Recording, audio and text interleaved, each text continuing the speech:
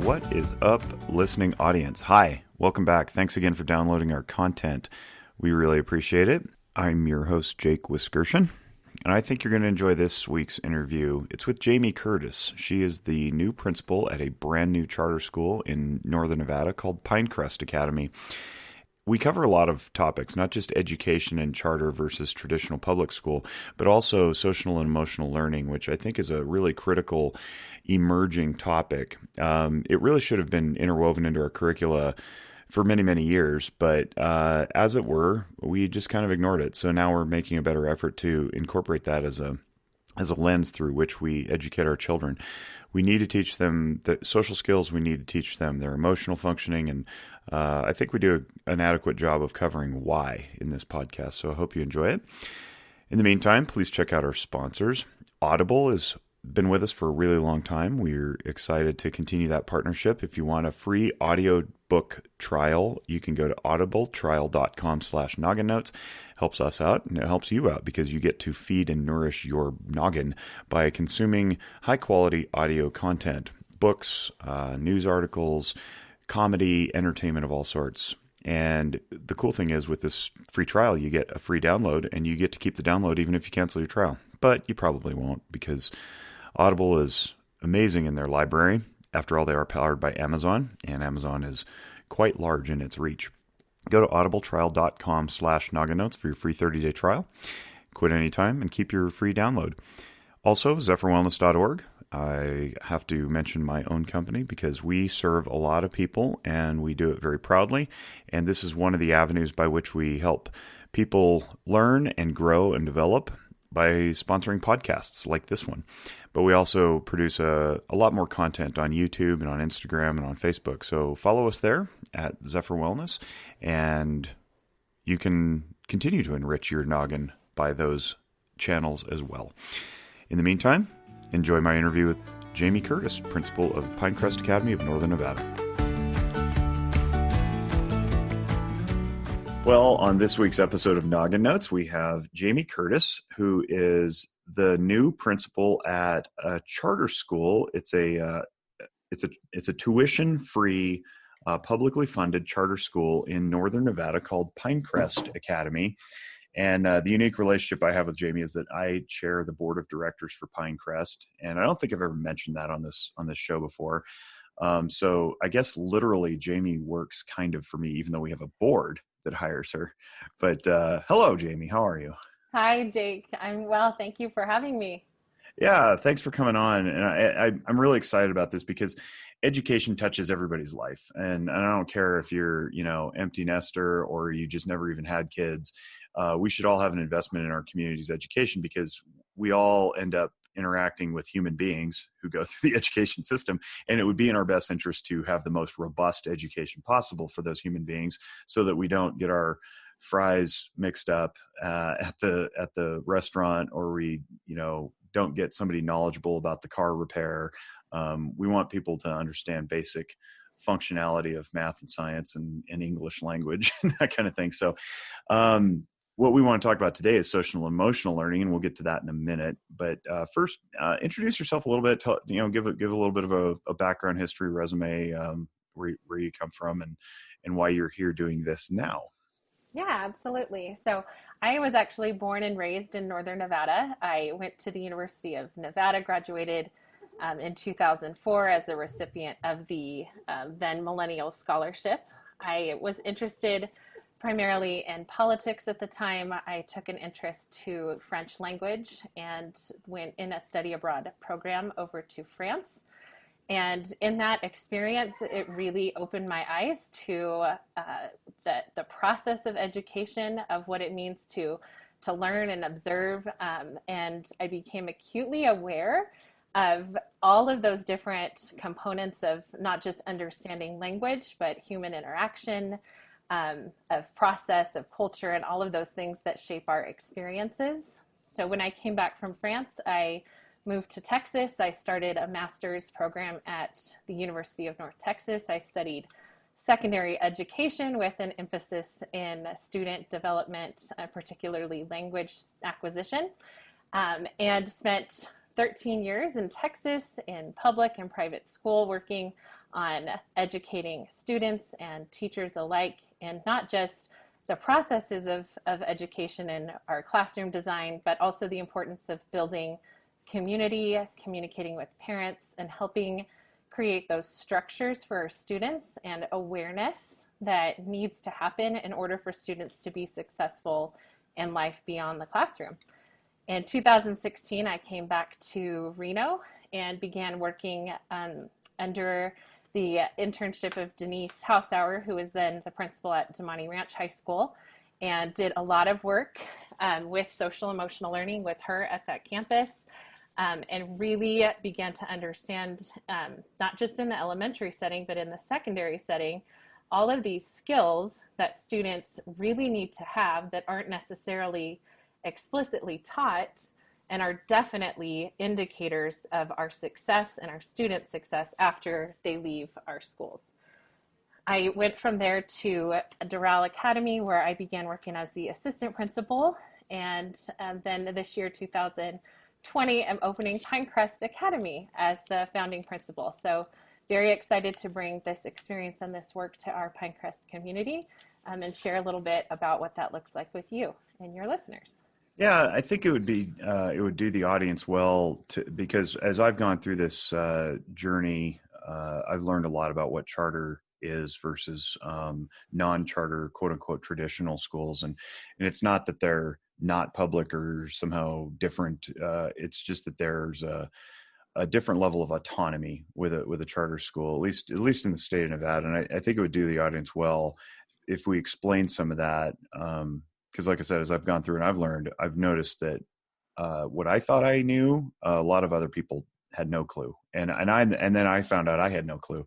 So I've done a lot of learning, and I figure it would behoove the audience to learn as well. So if you wouldn't mind, just give a little different, compare and contrast between what most people would know as their traditional school district as a county-based or city-based school district versus what a charter school looks like.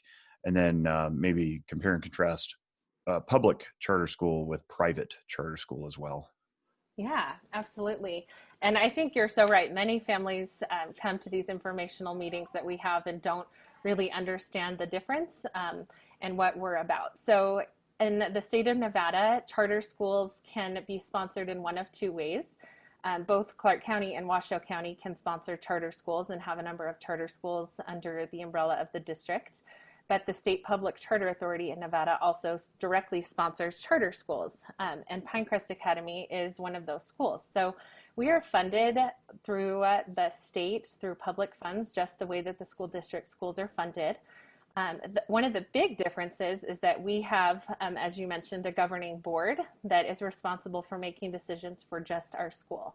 And that is really one of the biggest differences, is because there's a lot of local autonomy when we talk about the charter schools, because our board is thinking about our school, about our community, the needs of our specific students and our population in a way that allows responsive decisions to happen and for us to pivot very quickly to meet the needs of our community. Those are some of the biggest differences. As a publicly funded school, our students attend for no tuition cost. They make a choice to come to our school, and we run a period of open enrollment every year where families can apply to come to the school.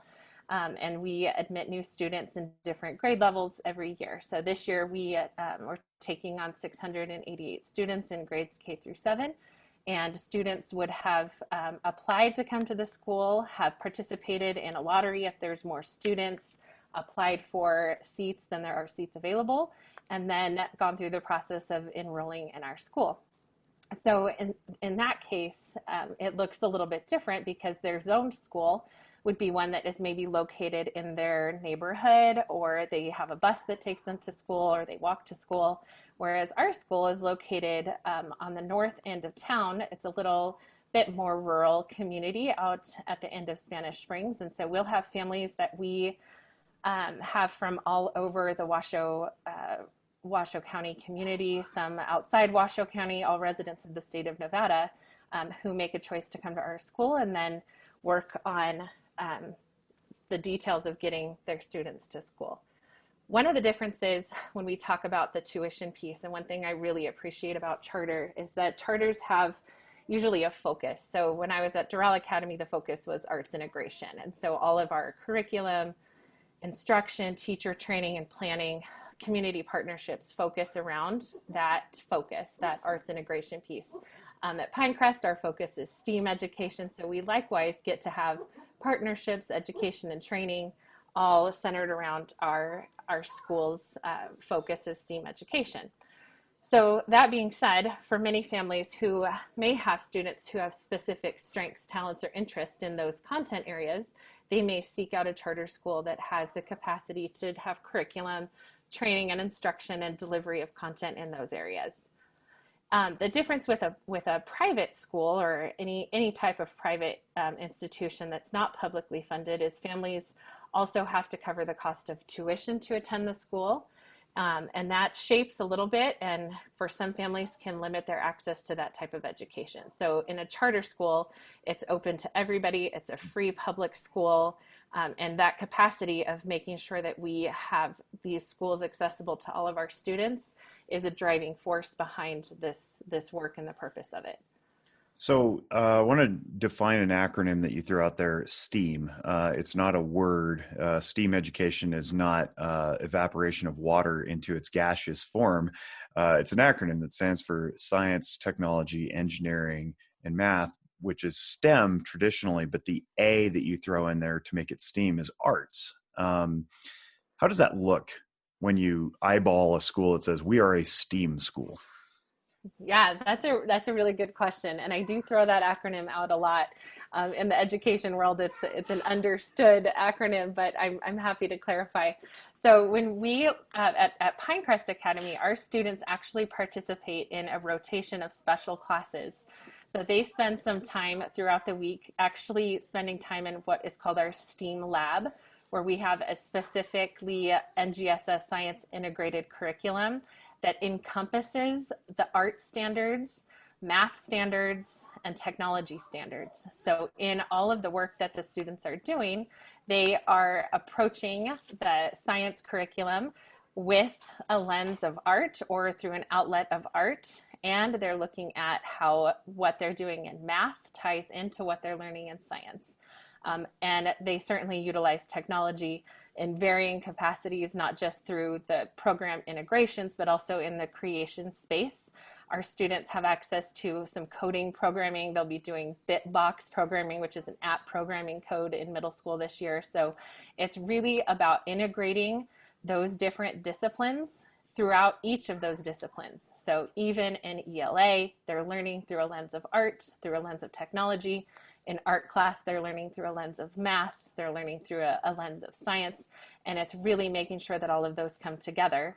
In addition, we're teaching those disciplines independent of each other. So our music teacher, for example, is teaching the performing arts, and she's focused on having access to the content and a tiered structure so that students have baseline understanding of the performing arts, how to read music, how to interpret music, and have those skills that build on each other so that as they progress into middle school and into high school, they have strong foundations in all of those disciplines. That's super cool. What does it look like practically? If I say, I'm taking my ELA, my English language class, English language arts is what they call it, and you're overlaying a lens of science or you're overlaying a lens of math. What does that practically look like? Are you reading math books? That doesn't sound right. Yeah, so one of the core pieces of this work integrating is where everything comes together is through writing. Writing is the expressive lens in all of these disciplines. And so, for example, on our fifth grade team where our science teacher is teaching exclusively NGSS science content and is focused on science standards, she's also integrating those expository writing standards and teaching students approaches to writing and how to express the narration that's required in science, and the same thing in math. So it's really understanding that all of our academic disciplines don't function in silos apart from each other, but they are very much integrated, and our students need to have foundational conceptual skills in performing arts and visual arts, in music and technology, in order to utilize those vocabulary